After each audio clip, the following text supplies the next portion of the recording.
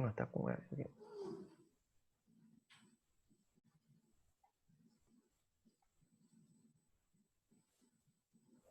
Muito bem. Perfeito. Tá ótimo, então. Me ouve bem, Nestor? Estou te ouvindo bem. Tá ótimo. Bom, a gente está ao vivo no Facebook e agora vai ser um primeiro teste que eu estou fazendo também para o pessoal tentar acompanhar pelo YouTube, né? Então, quem está nos Perfeito. assistindo aqui agora, eventualmente pelo YouTube, é o primeiro teste. Se o sistema ficar um pouco instável, eu vou manter só o Facebook funcionando, né? Bom, essa é a terceira oportunidade de fazer uma live aqui, que eu dentro do Facebook e outras plataformas, né? E hoje a gente vai conversar um pouquinho a respeito de indústria 4.0 e também um pouco sobre a relação dela com a engenharia de serviços, que é um dos cursos da Universidade Federal do Rio Grande do Sul, do qual eu sou professor, assim como o meu convidado de hoje, o professor Néstor Ayala, né? Engenheiro industrial, doutor em engenharia de produção, e que trabalha comigo lá no campus Litoral, né? Começo te dando boas-vindas, né, Néstor? Obrigado pela disponibilidade de estar participando aqui junto Obrigado, conosco. Dani, pelo convite. A gente sempre é muito bom poder conversar um pouquinho sobre esse assunto que é o meu foco de pesquisa e de ensino também, né? Então, as duas coisas a gente consegue, tem a sorte de poder casar isso na engenharia de serviços. Então, a gente trabalhar com esses dois assuntos, indústria 4.0 e engenharia de serviços, que eles são assuntos muito atuais, né, os dois, e por isso e nosso curso também, que é um curso bem recente, então ele vem ao encontro dessa necessidade do mercado pela área de serviços ligada com a tecnologia, com a indústria 4.0. Ah, ótimo, muito bom. Então, essa vai ser a nossa temática de hoje. E a gente vai começar, assim, depois dessa breve introdução, com o Néstor fazendo uma breve apresentação para a gente aqui, e aí a gente abre espaço depois, né, para o pessoal que for fazendo perguntas no chat ali, a gente vai ter um tempo para conversar também e inclusive falar um pouquinho, né, do nosso curso lá depois ao final, se der tempo também, né, Nestor, para divulgar um Perfeito. pouquinho o que o pessoal, para o pessoal que não conhece o que é o curso de engenharia de serviços também. Ok. Fica à vontade, então. Perfeito. Então, eu vou compartilhar aqui a minha tela. O, então, eu só vou fazer uma pequena introdução aí de por que eu estou falando com vocês de indústria 4.0, né? Como o Dani falou, sou engenheiro industrial de formação, que seria o equivalente à engenharia de produção. Eu tenho meu diploma validado aqui pela URGS como engenheiro de produção. Trabalho na parte de sistemas produto-serviço, então o meu doutorado todo foi na área de serviços, o meu pós-doutorado foi na parte de gestão e inovação. Então, hoje eu sou professor na engenharia de serviços e, eventualmente, atuo como professor visitante no mestrado de Grenoble INP, que é uma universidade, Instituto Politécnico de Grenoble, na França, também com a disciplina de sistemas produto-serviço. Então, é uma área que eu gosto muito e que, como eu vou mostrar para vocês, ela tem uma conexão parte de serviços tem uma conexão muito forte, então, com o que é demandado hoje na indústria 4.0. Eu sou co-diretor de um núcleo de engenharia organizacional, um grupo de pesquisa que tem sede no programa de pós-graduação de engenharia de produção da URGS. Atualmente coordeno a rede RS Indústria 4.0, vou falar para vocês. Participo do grupo Alma também, eu vou falar para vocês o que é. Então, fazendo uma pequena introdução, então, isso aqui é o NEO, eu sou o co-diretor, junto com o professor Alejandro, do grupo de pesquisa. A gente tem alunos de doutorado, alunos de mestrado, alunos de iniciação científica, onde a gente faz pesquisa aplicada, né? Nosso grande objetivo é colocar essas ferramentas da engenharia de produção, da engenharia de serviços, junto com os conceitos gerenciais, e a gente desenvolver pesquisas e projetos junto com a indústria. Então, a gente consegue ligar os dois mundos, né? A da academia da indústria, então a gente consegue fazer artigos e pesquisa com base nos resultados que a gente consegue através dessas pesquisas. Então, nossa visão é de ter parcerias internacionais. Eu vou falar um pouquinho de um projeto específico que a gente tem com o MIT, mas a gente tem outros parceiros, o Politécnico de Milano, o próprio Grenoble e o INP, a gente pesquisa com professores de lá, e outras universidades de Bérgamo também a gente está desenvolvendo alguns artigos em conjunto com eles. Então a gente busca olhar um pouco para fora, né, o que tem lá fora através dessas pesquisas, e a gente tropicalizar esses conceitos para o Brasil, né? A gente tem particularidades aqui no Brasil. Eu vou trazer vários exemplos de indústria 4.0 que estão sendo aplicados aqui no Brasil. Mas a gente tem que sempre ter então um olho fora e pegar as coisas boas de lá e a gente trazer isso para o Brasil, para o contexto das nossas indústrias, das nossas empresas no Brasil. Então esse projeto, eu não vou entrar em muitos detalhes, mas é um projeto bem interessante que a gente está desenvolvendo junto com o MIT, chama Work of the Future. Então a gente entrevistou mais de 50 empresas daqui no Brasil, metade, um pouquinho menos da metade, que são empresas que oferecem tecnologias da indústria 4.0, a outra metade que são empresas que estão fazendo a indústria 4.0. E a gente entender qual que é o impacto disso nas pessoas, nas capacidades, nos conhecimentos que essas pessoas têm que ter para poder fazer frente à indústria 4.0 aqui no Brasil, né? O MIT está fazendo esse trabalho no Brasil, no mundo todo. A gente e o braço então do MIT aqui no Brasil para esse trabalho. Algumas outras atividades relacionadas onde eu atuo, eu fui convidado recentemente para participar como especialista na Câmara da Indústria 4.0, que é uma iniciativa do Ministério de Ciência e Tecnologia do Brasil, onde são pensadas as ações para disseminar a Indústria 4.0 no Brasil.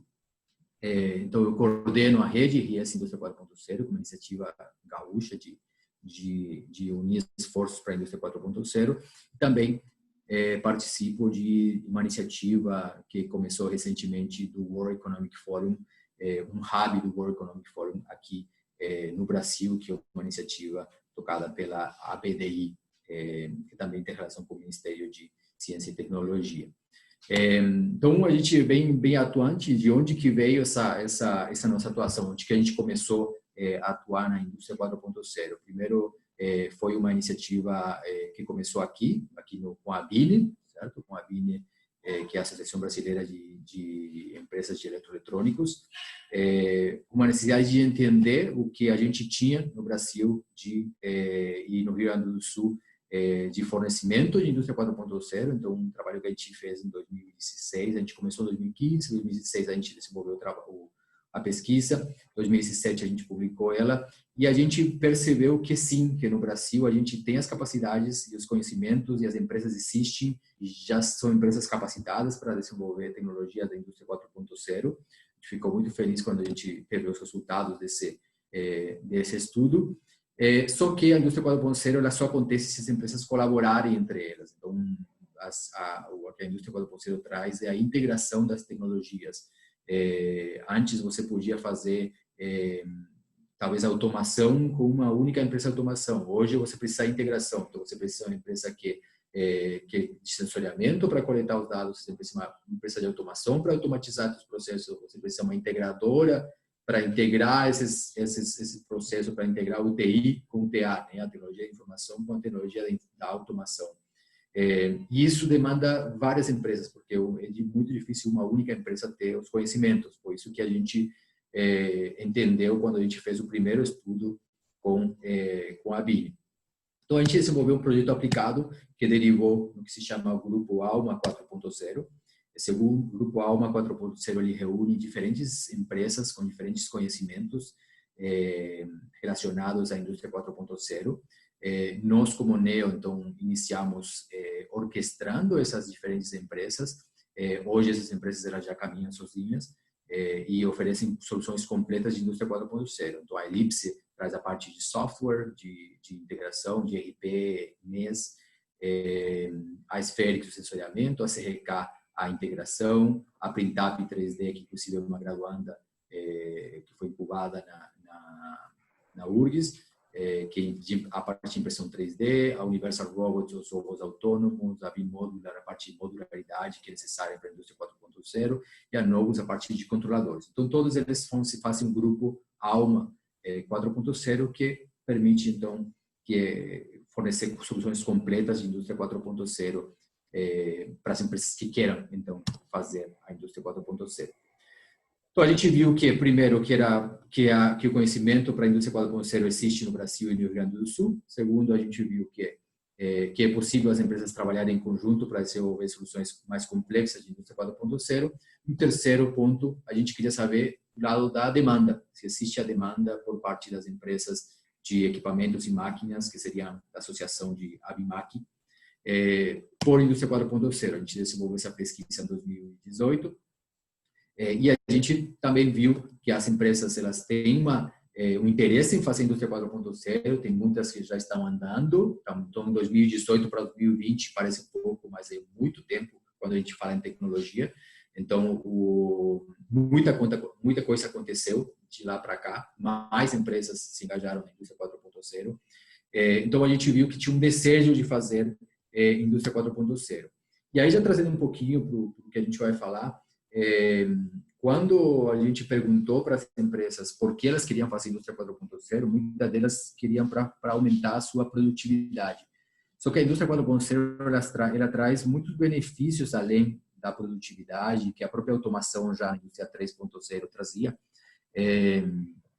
que é a possibilidade de novos modelos de negócio através da conectividade que a internet das coisas permite. E isso, um déficit que a gente viu nas empresas, o desejo delas agregarem mais valor aos seus produtos através de serviços, né? Que esse é o que eu trago aqui no slide. Então, realmente existe uma necessidade de disseminar esse conhecimento de que, ou esse conceito de que a indústria 4.0 ela vem atrelada também a serviços para agregar mais valor para os clientes. Eu vou explicar isso um pouquinho mais à frente. E uma última etapa aí do nosso trabalho é o desenvolvimento de ecossistemas de inovação para a indústria 4.0, porque a gente viu que existe a oferta, existe a demanda, tá, mas e o que falta para termos mais casos de indústria 4.0 no Brasil? E foi por isso que a gente criou a rede RS Indústria 4.0, que ela congrega surgiu inclusive como uma ideia da ABIMAQ quando a gente apresentou os resultados do projeto. Então, eu coordeno atualmente, mas provavelmente nos próximos anos outras entidades, eu represento a URGS, mas outras entidades podem coordenar a rede, não é dependente da URGS, né? A rede ela é um conjunto de entidades, associações empresariais. Então, falei já da BINE, a BIMAQ, a Bicalçados, a Associação de Empresas de Calçados, a CESPRO, a Associação de Empresas de Software, o Sistema S, né, Sebrae, Senai, Fiergs, IEL, e as universidades, por enquanto, temos as 4 principais aqui da região, que é a UBRA, a Unicinos, a PUC, junto com a URGS, e o governo do estado também participa através da Secretaria de Inovação, Ciência e Tecnologia. Então, a gente se reúne periodicamente para pensar, para ver o que cada um está fazendo em prol da indústria 4.0 e unir esforços, então, para fomentar mais que isso aconteça no Rio Grande do Sul. Beleza? Então, depois desse contexto, dessa introdução, eu já mostro um pouco o que a gente tem de indústria 4.0 na região. Vou falar bem rapidamente do conceito de indústria 4.0 para a gente entrar, então, no assunto que interessa dos exemplos de como a engenharia de serviços ela se encaixa na indústria 4.0. Então, a indústria 4.0 é a 4ª revolução industrial, né? A gente teve 3 revoluções anteriormente. Então, primeiro as máquinas a vapor, depois a energia elétrica, depois a automação em si, certo? Então, a automação não é indústria 4.0, a automação já é a 3ª revolução industrial, e agora, então, a quarta revolução industrial. Por que ela está acontecendo? Né? As tecnologias que a gente vê dentro da indústria 4.0 já vem faz tempo, mas por que hoje, agora a gente está, ou a partir de 2011, se fala que a gente está na indústria 4.0, esse termo foi cunhado? Porque a gente tem um avanço da internet e acessibilidade, né? essa possibilidade de ter uma banda que suporta, e agora quando vier então o 5G, que já está chegando, para estar se preparando já para o 5G, o mundo todo está se preparando para o 5G, essa capacidade de conectividade vai ser ainda maior. Então, por um lado, a conectividade, por outro lado, as mudanças geopolíticas e climáticas. Então, a indústria 4.0 ela surgiu na Alemanha como uma necessidade da Alemanha de trazer as suas indústrias, e as indústrias serem mais produtivas e mais baratas de produzir localmente, e não tudo na China. E por isso que a gente discute na rede que vai acontecer ainda mais isso.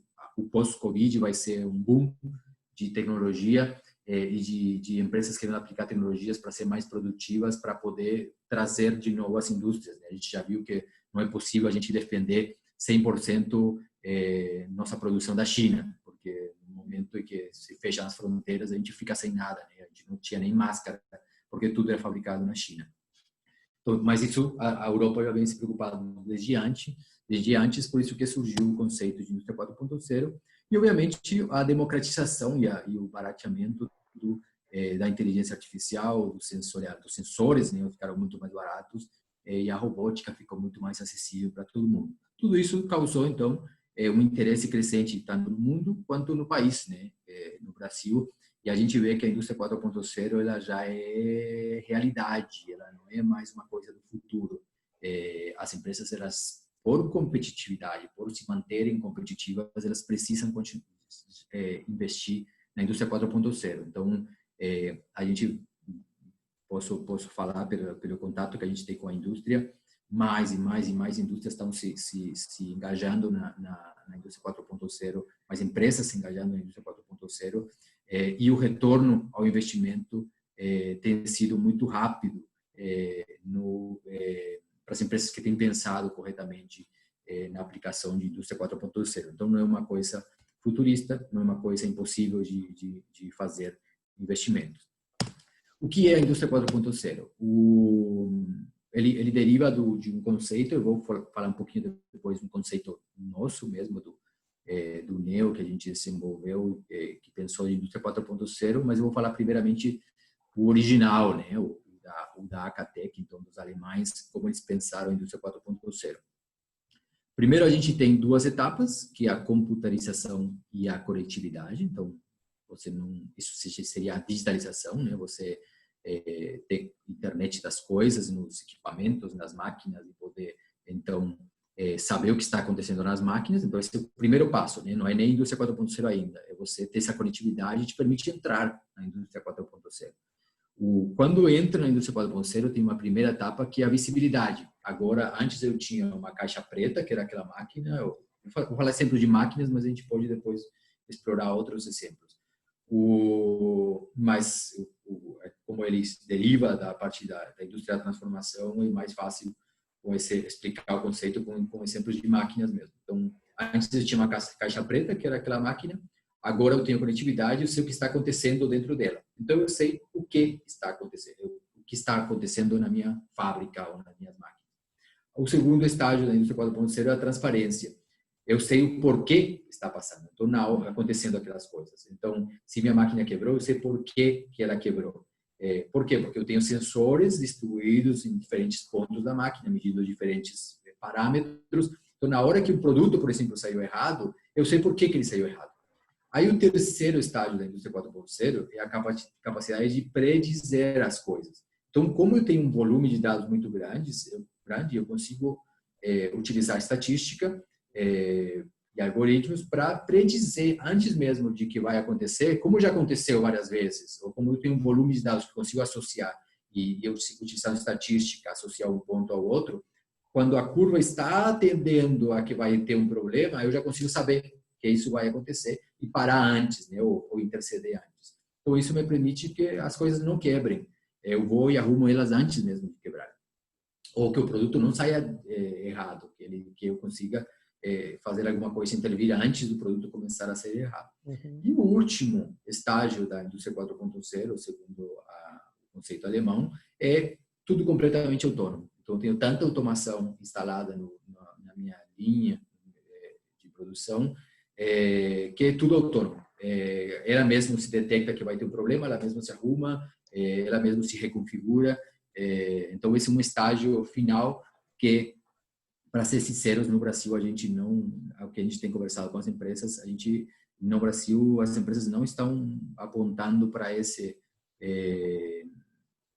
patamar, né? A gente sempre está trabalhando em um mix de pessoas com empresas. Isso é interessante até, né, Nestor, de comentar, sim, né, que assim, se essa implementação da indústria 4.0 ela tem que ser completa ou se ela pode ser parcial, né? Existe assim formas de aplicar ela parcialmente ou não? exatamente. As empresas, elas, cada uma tem o seu roadmap de indústria 4.0, o seu planejamento de indústria 4.0. Então, elas chegam até onde é rentável para elas, né? Então, o que acontece? Esse é o último patamar, que é o ideal, segundo o que é o último patamar da indústria 4.0, segundo a Alemanha. O que eu tenho escutado das empresas é que é tão difícil você ser completamente autônomo que já não é mais rentável.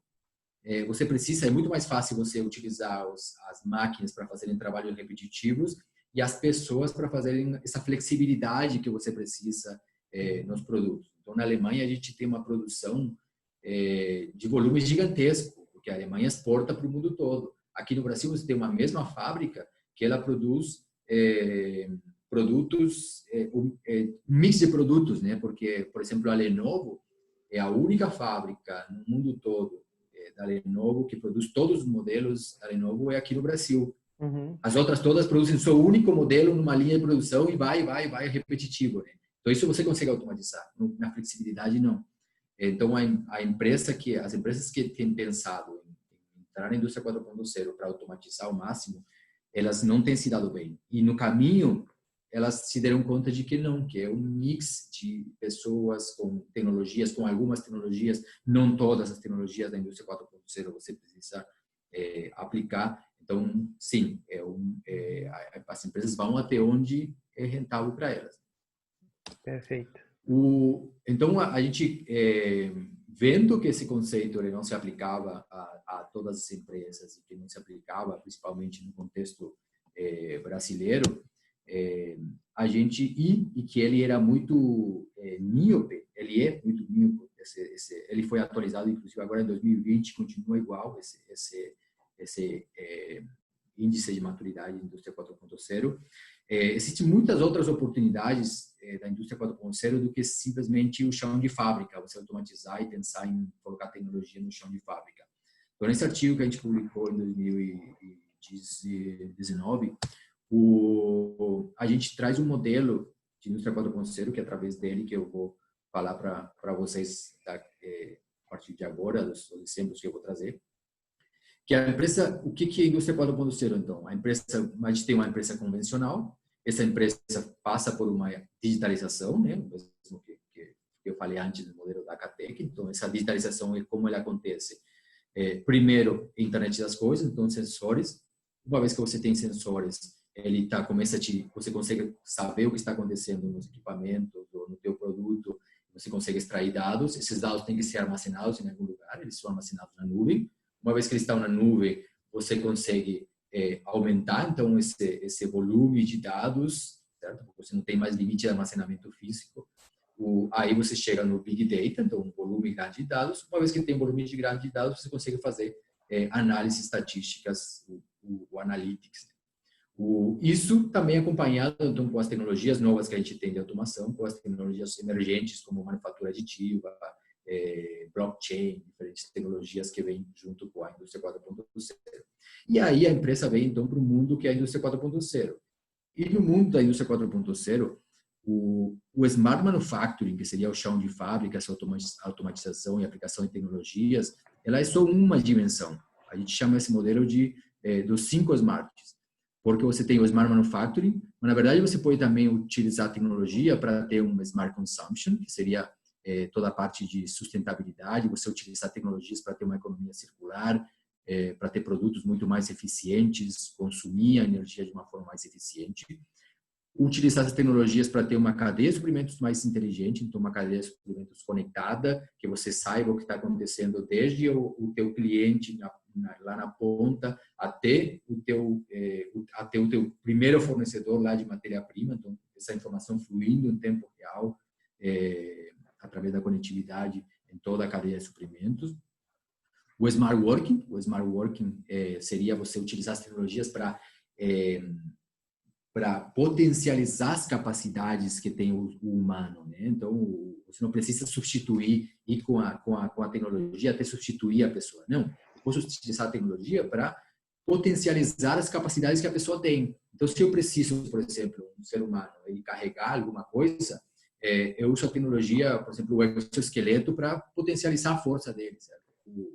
Eu posso utilizar, eu vou falar em alguns casos, mas eu posso utilizar a realidade aumentada para ajudar ele a fazer o trabalho dele de uma melhor forma. Eu posso utilizar a inteligência artificial para a inteligência artificial trazer dados e trazer conhecimento e trazer informação que eles possam utilizar para fazer tomar melhores decisões. Então, isso seria a dimensão do Smart Work.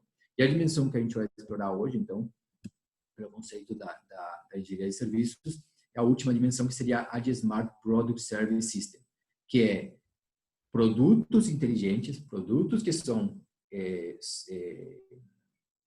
aos quais é dada inteligência através do sensoriamento, através da internet das coisas, através da inteligência artificial, e que essa inteligência que eu coloco nos produtos, ela me permite oferecer serviços.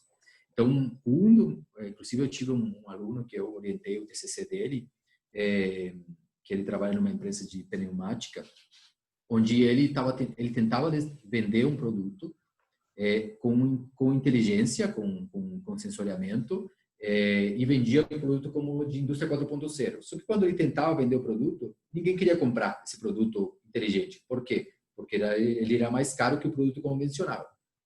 Então, na hora que você coloca inteligência num produto e você não mostra para o teu cliente qual que é o valor, como ele extrair esse valor dessa inteligência do produto, para ele é simplesmente o produto mais caro.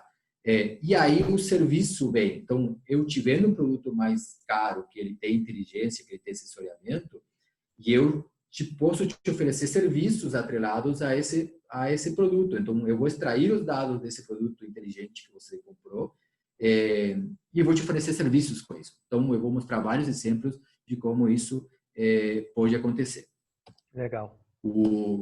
Então, aí vem as tecnologias, né? As tecnologias, elas vêm para serem uma alavanca, então, na prestação de serviço e na possibilidade de a gente oferecer serviços.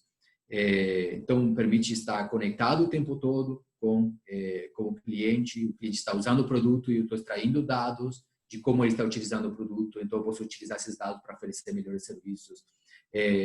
Eu posso oferecer produtos como um serviço, graças à tecnologia. Então, no mundo anterior à indústria 4.0, se eu vendia um produto, eu não tinha nenhum dado de como ele estava sendo utilizado, então como que eu vou oferecer ele como um serviço? Quando a gente fala o product as a service, a gente está falando, você não precisa comprar mais o produto, eu alugo ele para você, ou você me paga pela quantidade de vezes que você utiliza o produto. Mas antes da indústria 4.0, como eu vou fazer isso se eu não sei? Depois que eu colocava na fábrica ou na empresa do meu cliente, eu nem sabia como ele estava utilizando, quantas vezes ele estava utilizando. Então, vamos um caso bem simples. As impressoras, né? As impressoras, todas elas hoje, ninguém mais compra impressora, né? Em empresas. Ninguém mais compra copiadoras, né? As copiadoras, por exemplo, que a gente tem na universidade, a gente paga elas por folha. Tá, mas como eu sei quantas folhas foram impressas naquela impressora? Eu tenho um sensor lá que está conectado à internet, que ele me fala quantas impressões foram feitas, automaticamente vai vir essa informação no final do mês ou na minha empresa, e automaticamente vai chegar a nota fiscal lá de quantas impressoras fez. Completamente automático. Então, é muito mais fácil de fazer do que antes tinha que o cara lá ver, contar lá no contadorzinho da impressora quantas impressões fez e aí fazer a nota fiscal. Então, a tecnologia, ela vem toda para facilitar essa oferta de serviço. E, como eu vou falar em alguns casos, ele vem para possibilitar que uma nova tecnologia entre no mercado. Então, aqui o exemplo de uma das tecnologias associadas ao Smart Manufacturing, que é a manufatura aditiva. Tem uma empresa que se chama Printup 3D, que inclusive eles ficam aí pertinho da URGS, lá no centro, que eles começaram o negócio deles com o objetivo de vender impressoras, né? Eles foram incubados com o objetivo de vender impressoras. Eles queriam fabricar impressoras de 3D e vender isso como um produto. Só que eles se deram conta na hora que começaram a vender que ninguém queria comprar impressoras 3D. Por que ninguém queria comprar? Porque ninguém sabia utilizar. Como que eu vou utilizar isso, essa tecnologia super moderna? Eu não sei aonde utilizar, não sei como utilizar, não sei onde eu vou comprar depois os insumos. Então, eles não queriam comprar um elefante branco, né? Aí, o que eles fizeram? Eles pivotaram no modelo de negócio deles e falaram, beleza, você não precisa mais me comprar a impressora. Eu te deixo essa impressora, você me paga um aluguel pela impressora e junto com esse aluguel que você vai me pagar, eu te ofereço uma consultoria de como utilizar, o que você pode imprimir, de como se desenha, então o desenho, né? Ele não é o mesmo você fazer um design de uma peça que vai ser devastada com uma peça que vai ser produzida em manufatura 3D.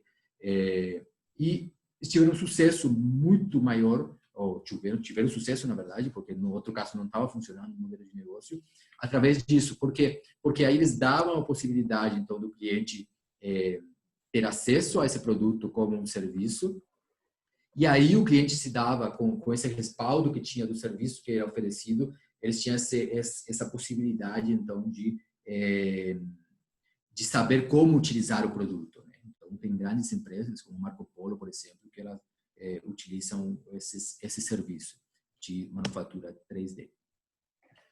A gente tem outra empresa aqui no Rio Grande do Sul, que é a SKA, ela fica lá perto da Unicinos, onde eles também, o negócio deles, eles vendem as impressoras, no caso deles, um serviço um pouco diferente, eles vendem a impressora, mas eles vendem também toda a parte de serviços de como a empresa vai utilizar as impressoras, né? Então, a gente já vê como a tecnologia é tão avançada, se você não vender como um serviço ou junto com um serviço, ela já não acontece, porque ninguém vai te comprar esse produto de tão novo que é. E isso acontece com outras tecnologias avançadas da indústria 4.0. A atratividade do negócio está justamente na prestação do serviço, né?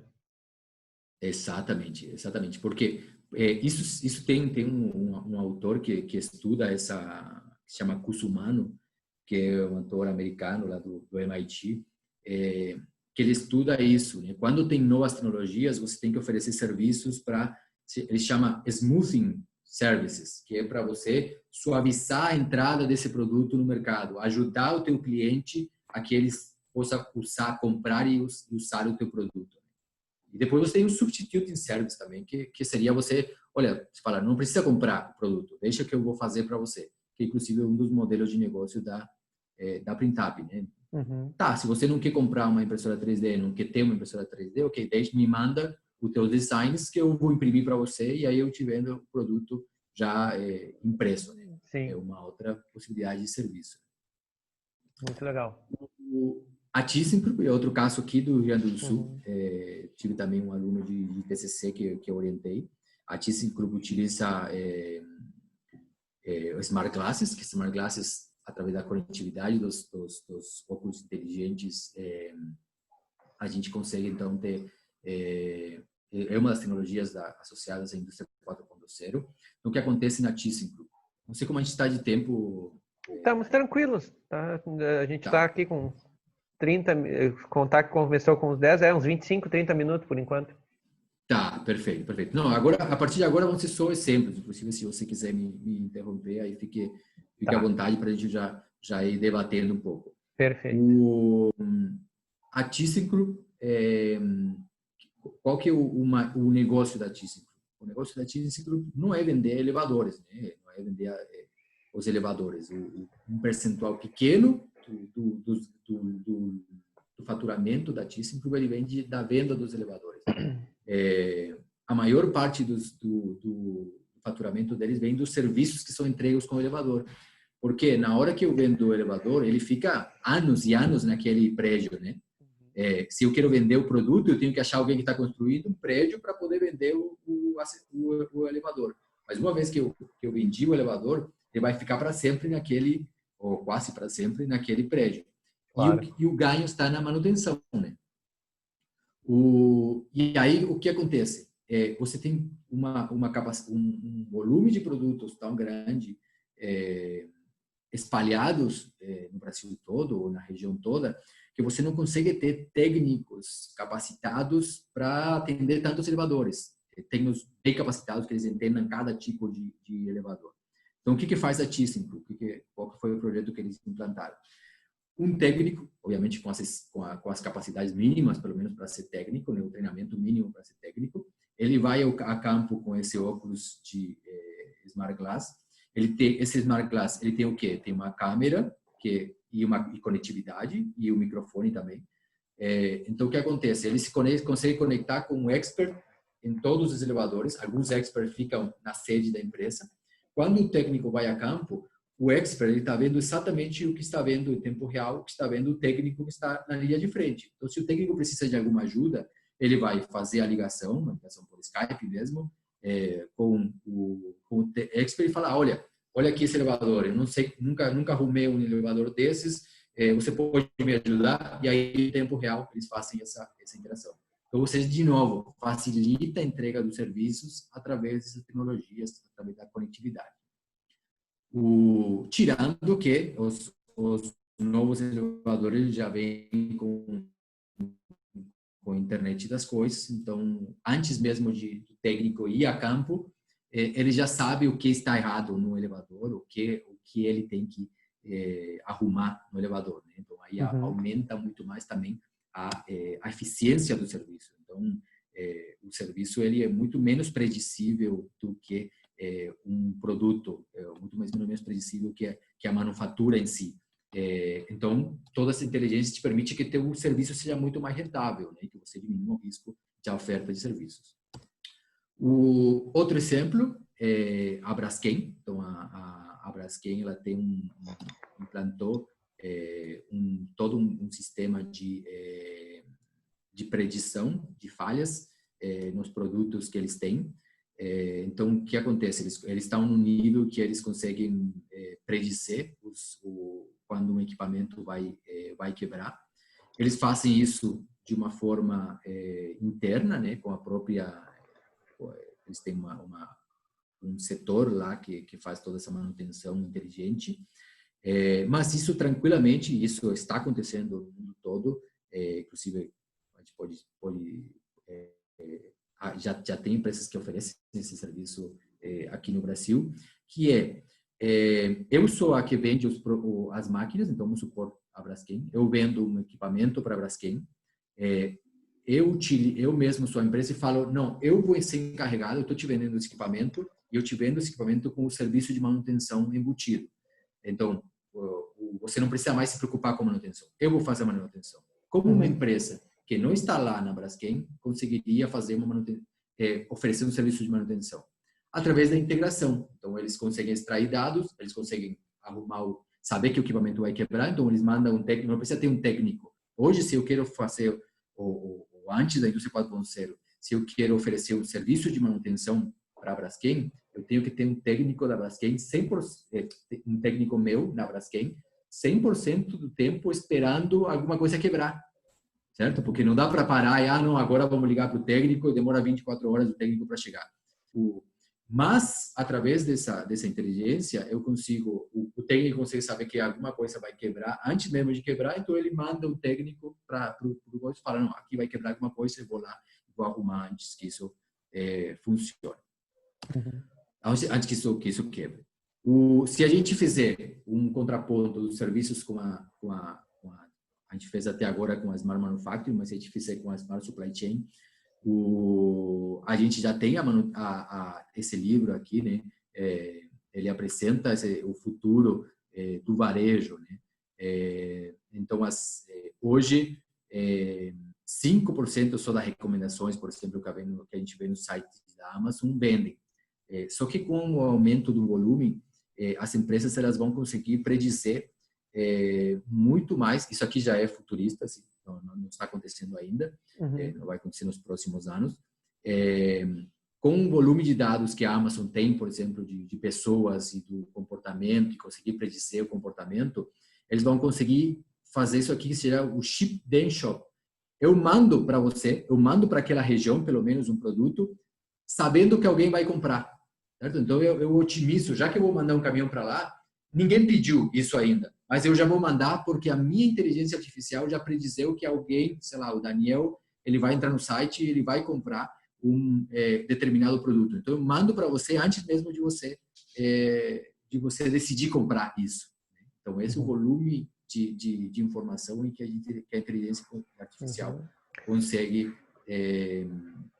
predizer. Essa capacidade de antecipação é algo que, assim, não existia em momento nenhum, né, dentro da indústria e do comércio e dos serviços, né? A gente conseguir entender como isso vai agilizar os processos, né, e as próprias relações, justamente, entre empresas é muito grande, né?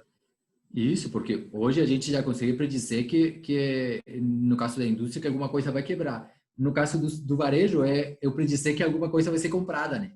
E aí eu otimizo a logística toda, que seria o modelo talvez o que mais encarece o modelo de vendas online, né? Que é a logística. Que é a logística, claro, perfeito. E alguns outros casos, então, de sistemas, produto, serviço, né, que a gente vê. Então, a inteligência, agora vamos sair um pouco da fábrica e vamos falar um pouco do que a gente já trouxe o caso da ThyssenKrupp. Mas o produto ele sai inteligente. Então, inteligente, e eu preciso utilizar, então, essa inteligência do produto para oferecer serviços. Então, se vocês entrarem no site da Scania, ela tem serviços que ela oferece através da conectividade que os caminhões têm. Então, o que acontece? Eles têm acesso em tempo real aos dados do caminhão, então eles oferecem serviço de gerenciamento de frotas. Então, eu sou uma empresa transportadora, eu tenho vários caminhões, a Scania me ajuda o quê? A saber quando que eu tenho que trocar os pneus, porque tem sensores no pneu, a saber quando que tenho que fazer manutenção dos meus caminhões, porque tem sensores em diferentes partes do caminhão, no freio, na embreagem, diferentes partes. Eu tenho sensores, inclusive eles têm um serviço que eles deixam um smartwatch no caminhoneiro, motorista do caminhão. Então, o que acontece? Quando o motorista do caminhão, eu sei quantas horas ele ficou dirigindo. Então, aquilo de que o caminhoneiro ele passa 24 horas dirigindo, eu consigo saber e falar, não, você tem que ligar lá, você tem que parar, porque você já andou mais de 12 horas, você tem que parar e descansar. Eu consigo saber o batimento cardíaco dele, então eu sei se ele está ficando com sono. Então, todos esses serviços o que eu falo sempre já não é mais o que é possível fazer, é a ideia que você tem, porque você tem que, de tanta possibilidade que a tecnologia te dá, de oferecer serviços, que você tem que se dar conta por isso que a gente tem tantas startups ligadas à tecnologia, né? Porque startups vêm olha, aqui tem uma possibilidade de negócio, trazer uma visão trazer uma visão diferente, às vezes, de um serviço que não existe com uma mesma tecnologia já disponível, né? Exatamente. Então, eles pegam o filé, né? Alguém já fez o produto, alguém já colocou inteligência no produto, ele vai lá para oferecer só o serviço. Isso tem várias, por exemplo, na área de agro, de agricultura, os equipamentos são super conectados hoje e poucas empresas estão aproveitando toda essa conectividade. Aí vem startups para aproveitar isso, né? E a base instalada é muito baixa, né? Você só precisa saber utilizar esses dados, saber estatística para utilizar esses dados, né? Coletar esses dados e utilizar eles. Mas isso é uma coisa importante também ressaltar, né, Nestor, porque assim, a tecnologia está disponível, mas saber manipular essa tecnologia e conhecer, né, o que existe por trás dela é fundamental muitas vezes para tu poder usufruir o potencial que ela te apresenta ali, né? Isso, exatamente. Eu vou te falar que não é tanto a dificuldade de saber utilizar os dados, é muito mais onde você vai, que nicho você vai pegar, né? Eu falei com um pessoal que começou uma startup na URGS, e uma startup de inteligência artificial, e aí eu falei com o fundador da startup, e quando ele estava bem começando assim, com a ideia só, o que vocês fazem? A gente faz algoritmos de inteligência artificial.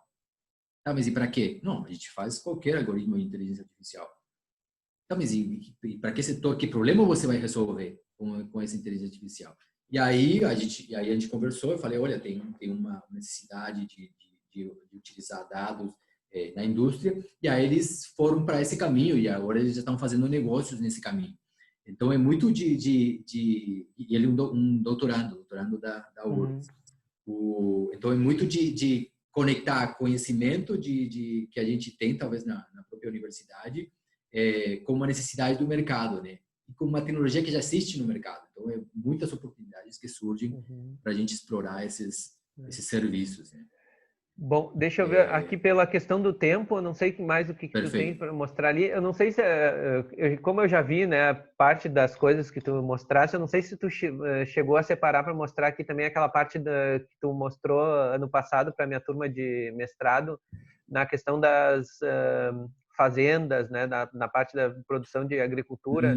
Não chegou a mostrar? Não trouxe. Tá. Não trouxe. Então, é bom porque já dá a oportunidade de uma segunda, né, chamada para a gente fazer. Perfeito. Não, realmente, na agricultura a gente tem várias oportunidades. Eu trouxe alguns casos bem rápidos aqui, então, que são casos bem recentes. A WEG, então ela comprou, a WEG é uma fabricante brasileira de motores elétricos. Ela comprou uma startup, então, de inteligência artificial para poder oferecer serviços atrelados aos produtos deles, os motores. Então, através desses produtos, dessa conectividade, eles oferecem serviços. Então, a gente vê uma empresa que era de produto se transformando em serviços. A Fiat Chrysler, ela coloca inteligência e conectividade nos carros deles, não para oferecer serviços só de manutenção, por exemplo, mas, por exemplo, de conectar esses carros com o McDonald's. Então, você faz o pedido na própria tela do teu carro, quando você vai andando, faz o pedido na tela do teu carro do McDonald's, você já entra no drive-thru e teu pedido já está te esperando lá. Então, como a gente pode explorar com visões completamente diferentes de como utilizar a inteligência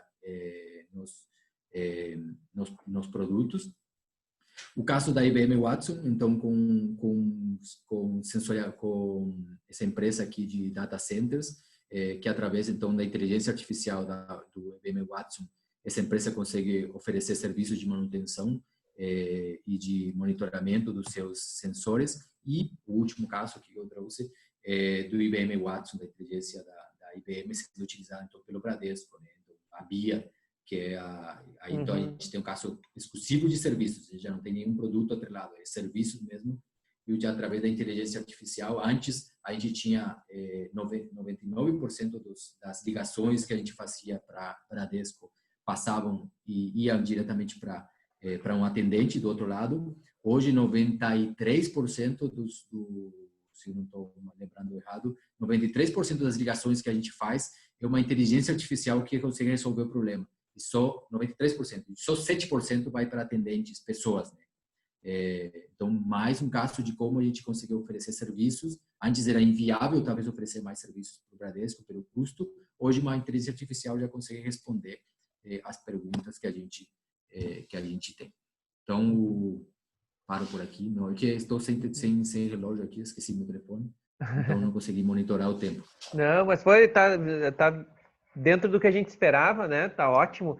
E aproveitando, né, Nestor, assim, eu acho que é que nem tu disseste, assim, para uma live de 1 hora é um tema que tem uma abrangência tão grande que a gente poderia explorar isso aqui num tema de 3, 4, 5 horas, né? Tem muito material, tem muito campo, né, de aplicação, né?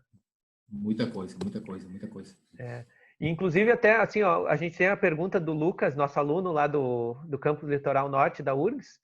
Ele Perfeito. perguntou aqui assim se esse conceito de indústria 4.0 engloba de alguma maneira também assim uma aplicabilidade, por exemplo, a micro e pequenas empresas. Como que micro e pequenas empresas poderiam, dentro daquilo que a gente comentou, né, de escalas, né, do quanto ela pode se apropriar desses conceitos de indústria 4.0, né, do que ela pode efetivamente aplicar para esses ramos de micro e pequenas empresas.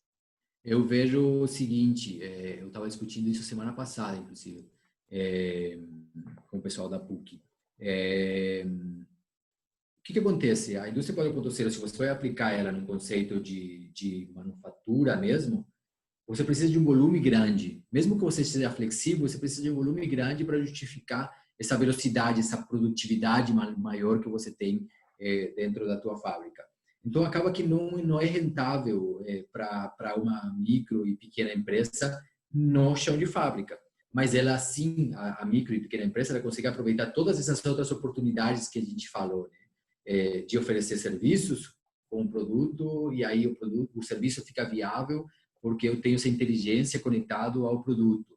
Eu consigo aproveitar oportunidades que grandes empresas não estão aproveitando porque elas estão focadas em algum outro nicho de mercado, e aí essa inteligência ela já está lá instalada e eu consigo oferecer serviços. Então, muito mais nessas outras partes da indústria 4.0 do que para a produção. Então, muito mais a micro e pequena empresa ela vai aproveitar muito mais as oportunidades da tecnologia nos serviços e não tanto na manufatura.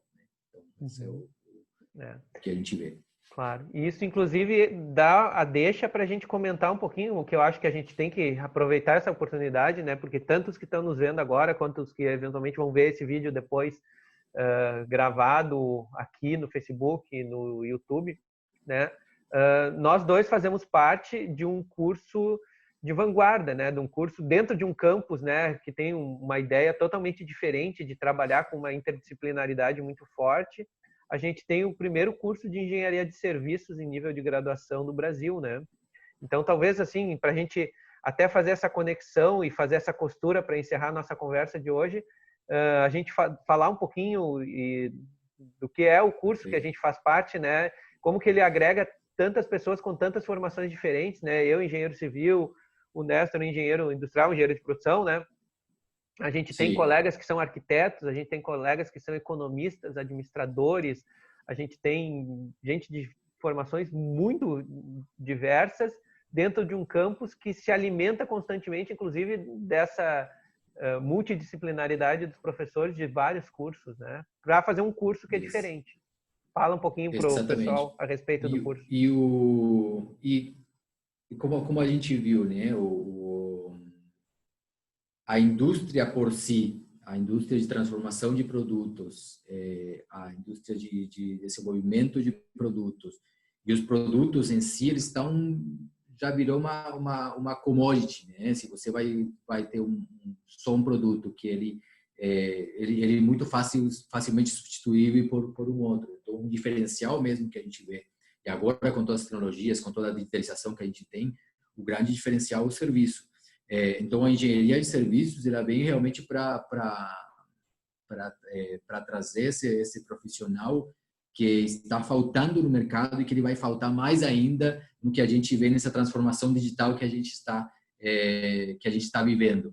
Então, dentro do curso de engenharia de serviços, nossos alunos aprendem a desenvolver serviços, eles aprendem a parte de empreendedorismo também, que a gente viu que é importante para a gente aproveitar essas oportunidades que são deixadas pelos serviços, a parte de gestão do conhecimento. Então, a indústria 4.0 ela é dados, ela é conhecimento, e a gente precisa saber como utilizar eles.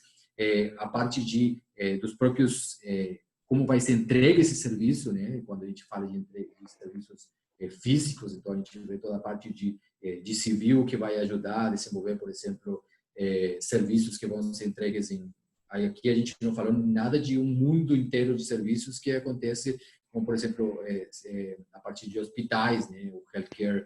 Também a gente tem que aprender a desenvolver esses prédios que vão fazer a entrega do serviço. Então a gente sempre fala, né, eu sempre quando eu falo da engenharia que a gente fala que a gente tem uma engenharia do futuro. Então, se a gente tiver que agora chamar da engenharia, qual a engenharia que está mais com um pé na frente, é a nossa engenharia de serviços, né? Porque o que é o profissional, inclusive com um pé também na digitalização, né? Nas ferramentas de digitalização que são necessárias para fazer frente a esse mundo que já é presente, mas que muito mais vai ser futuro também. Exato, exatamente. Eu acho que é uma lembrança importante, eu achei fundamental trazer isso aqui para cá também, porque nós, esse curso, ele ainda é pouco conhecido, né, do grande público, mas ele, justamente dentro desse pequeno recorte que o Nestor trouxe aqui dentro dessa live, ele já mostra o grande potencial, a imensidão de possibilidades de atuação profissional que a gente tem, né, assim, tanto de desenvolvimento de tecnologia como de usar a tecnologia para trabalhar a gestão de serviços, né, das mais diferentes naturezas. Se a gente pensar, né, que o setor de serviços responde, né, por mais de 70% aí de todo o emprego formal que a gente tem no país. Exatamente, bem colocado, né? Mais 70% quase 70% do PIB do Brasil é de serviços, né? E um último aspecto, assim, que essa semana eu estive conversando com vários profissionais por um projeto que a gente está desenvolvendo, pensando no profissional do futuro, e uma das coisas que mais tem se falado é que o profissional do futuro ele precisa de soft skills, né? E como que são criadas soft skills? Quando você não é formado, o engenheiro, não é todo o engenheiro normalmente ele tem essa hard skills e a soft skill acaba deixando de lado, né? Então, o que a gente faz de diferente no nosso curso, né? Os alunos eles entram no curso na terminalidade de engenharia e serviços através do bacharelado interdisciplinar de ciência e tecnologia. E no bacharelado interdisciplinar eles não têm só contato com disciplinas de exatas, eles também têm contato com disciplinas de humanas, né? Normalmente uma proporção de 30% de humanas para 70% de exatas. E esse 30% faz toda a diferença na geração de soft skills. Já nas disciplinas a gente trabalha de uma forma diferente, né? Criando conhecimento, a gente tem disciplinas de projetos onde os alunos desenvolvem, tentam aplicar o conhecimento que eles desenvolveram nas disciplinas em projetos aplicados em empresas, né? Eles têm que desenvolver isso em empresas através de disciplinas de projetos, mas esses 3 anos que são comuns a todas as disciplinas, eu acho que elas são um modelo muito mais eficiente de a gente passar essas soft skills para nossos alunos, para que quando eles chegam então na terminalidade, na parte dos últimos 2 anos e meio da terminalidade, eles já tenham toda essa bagagem. E os serviços eles demandam contato humano, né? Essa grande diferença de uma máquina de uma indústria de transformação para a indústria de serviços. Então a gente precisa criar profissionais mais humanos e a gente faz isso na engenharia de serviços. Eu acho que esse encerramento é o melhor que a gente poderia ter, porque é realmente isso, assim, né? Assim, eu acho que o Nestor compartilha da mesma opinião que eu, né, do mesmo entusiasmo que eu em trabalhar justamente com a possibilidade de formar engenheiros com esses soft skills, né, que são fundamentais na realidade para todas as engenharias, né? Não importa a profissão, a gente sempre vai trabalhar com gente, com pessoas, e mesmo quem trabalha com tecnologia para pessoas que vão ter que utilizar aquilo ali com algum fim, com alguma finalidade, né, com alguma função e com alguma consequência para a sociedade. Então, eu acho que é isso, assim, é a melhor mensagem que a gente podia passar agora nesse final, né, de live. E eu vou aproveitar, né, antes de fazer a nossa despedida oficial, Nestor, agradecer as pessoas que estão nos vendo ali, né, o Jacen, né, o primeiro engenheiro de serviços do país, né, o nosso primeiro formando, né. Eu brinco com ele que ele vai carregar essa alcunha pro resto da vida de ser o primeiro engenheiro de serviços do Brasil, né? Muito bom.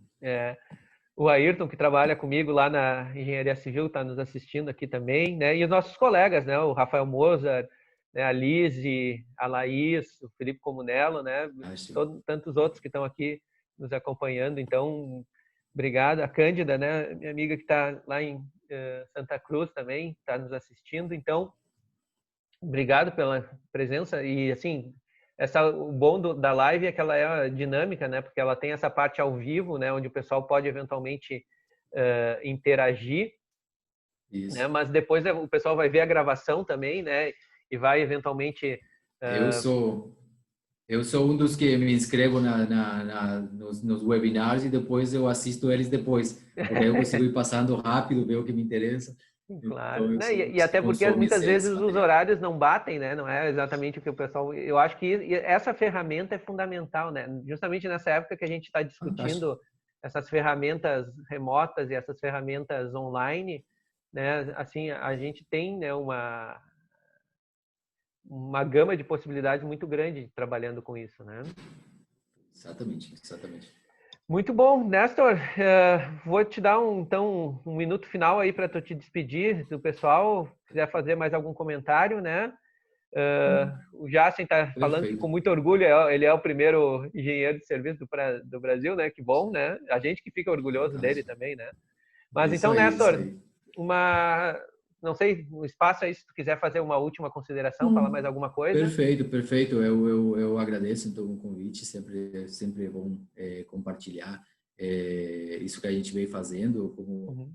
ter se dado conta, eu sempre me estendo no tempo porque eu gosto muito desse assunto, né? E eu realmente eu compartilho, como você falou, esse sentimento que a gente tem nas mãos aí um curso de engenharia de serviços que tem um potencial gigantesco, né?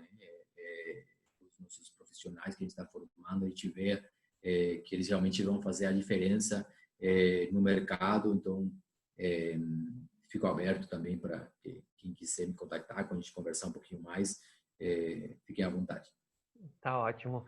Obrigado, Nestor. Obrigado a todos que acompanharam ao vivo, né? E os que eventualmente forem ver depois. A gente vai, então, encerrar por aqui, né? Agradecer mais uma Perfeito. vez. Né? Quem sabe numa próxima oportunidade a gente volta para falar especificamente do curso, né, Nestor? Né? Aí trazemos outros dos nossos Perfeito. colegas aqui, né? Mas então, Ótimo, mais ótimo. uma vez, obrigado. Eu vou encerrar aqui no Facebook e a gente conversa um pouquinho Perfeito. mais aqui no Zoom, então, depois. Tchau, gente. Certo. Muito Um obrigado. abraço, obrigado. Foi. Acho que parou aqui. Parou. E eu parei.